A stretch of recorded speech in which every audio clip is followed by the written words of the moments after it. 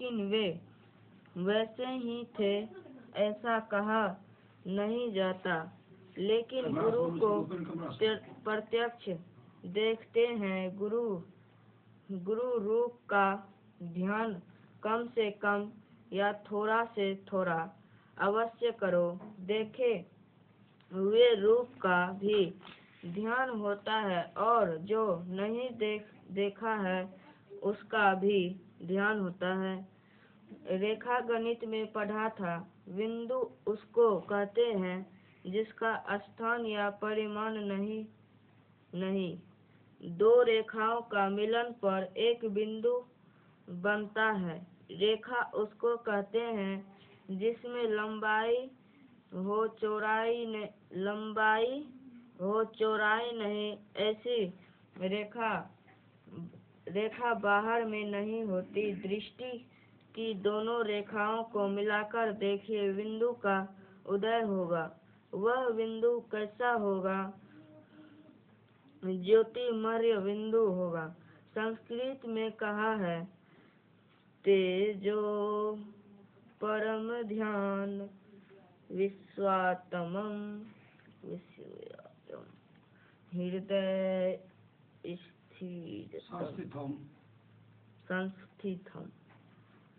संस्थितम।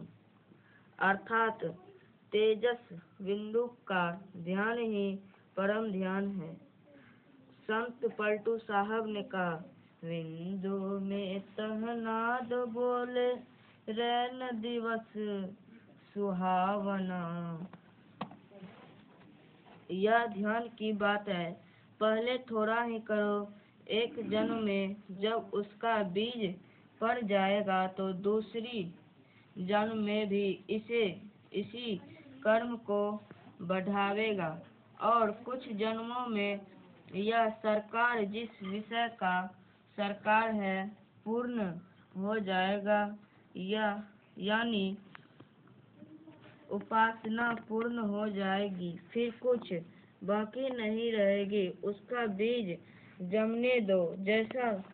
जैसा कहा गया है वैसी उपासना करो। जागृत में रहोगे लगा रहेगा।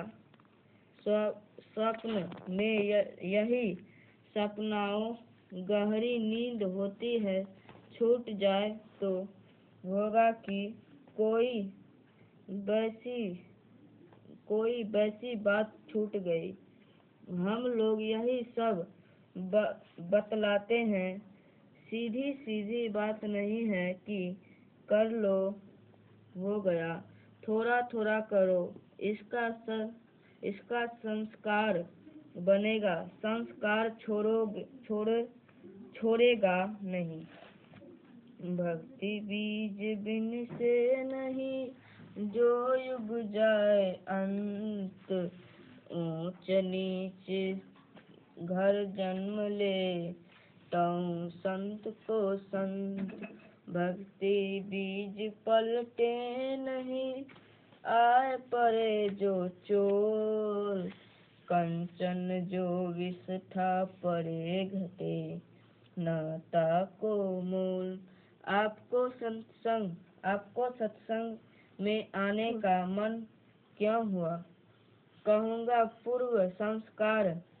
पूर्व का संस्कार है, इसलिए आप लोग सत्संग में आए हैं।